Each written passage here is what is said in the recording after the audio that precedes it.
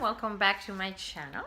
Today I would like to share with you some tips of things that you can do if you have a kid that struggles with math or a kid that has a disability in math. These are just simple things I want to share with you. You might have heard all of this before, but those are things that have helped us a little bit just to make math time a little bit better and kind of get over those struggles that we struggle in our daily homeschool.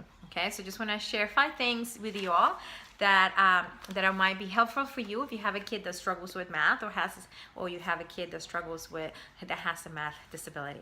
So the first thing that I wrote, let your kid, if you use their fingers, let them use paper, let them use whatever strategy they know to help them figure out a problem, even if it's a strategy that they come up on their own. Sometimes when a kid struggles with math or they have a kid with disability, they will try to come with things to help them, figure things out, because because of the struggle, they will come up with their own little ways to try to figure out things, because maybe the way that everybody else doesn't work for them. So just let them, like my daughter has a strategy for adding numbers, and sometimes I feel that it's confusing and it's messy, but when she's adding, it works well and she gets the right answer.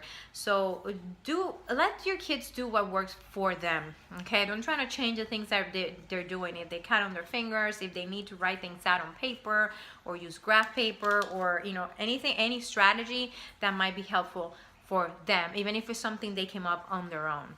Okay, another thing that I do, and I think I shared this with you all before, is to have a reference book for them, or I have a little book which we need to start. That we haven't started using it yet, but it's a book. I have the multiplication chart in there.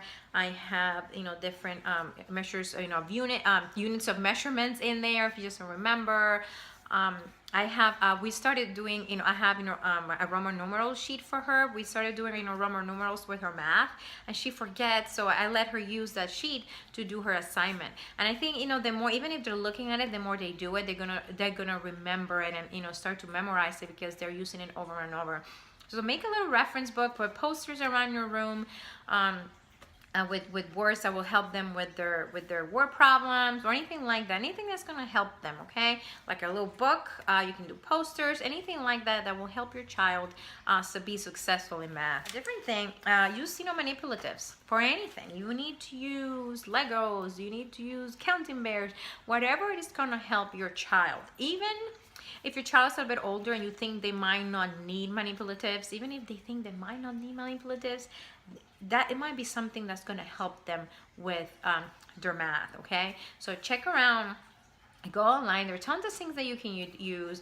There's things that you have at home that you can use, like pennies or blocks, anything that could help for you to explain a concept and for them to work problems on their own.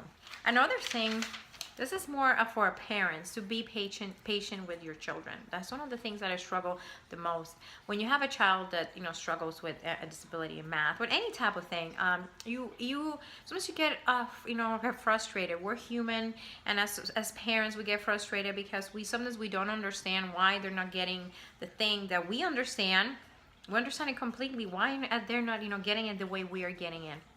And when you have a child with a disability and have a child that struggles, they're gonna look at things in a different way. Their brain is not wired the same as a person, as a typically developing brain is.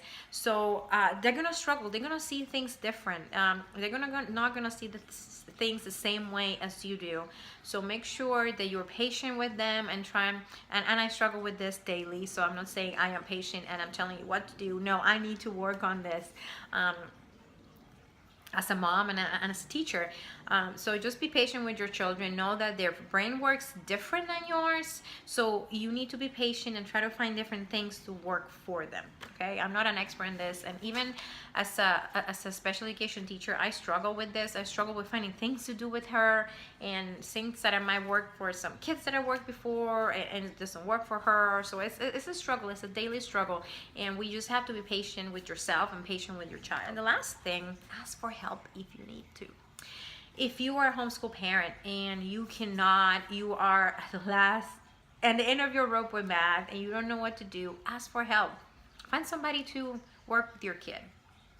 If you live in a town that's big enough where you can go and have good tutoring for kids with disabilities, or kids for math, and the people that will know different strategies that you don't know, go ahead and do that. I will I think I'm going to start doing some research on that. That we live in a big town, a big city with some amazing resources, amazing universities here.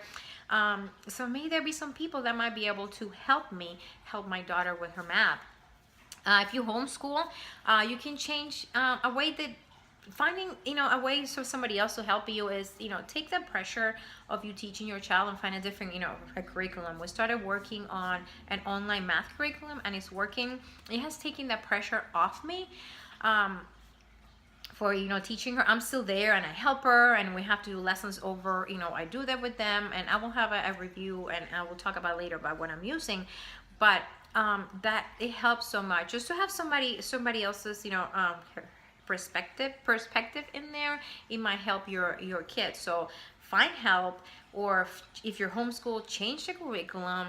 And if you as a teacher doesn't work, it's not being beneficial to your relationship, find an online class or find somebody else to do the class for you, or teach math, or find a group. So things, and that will be that could be beneficial for your relationship, because that's the most important thing.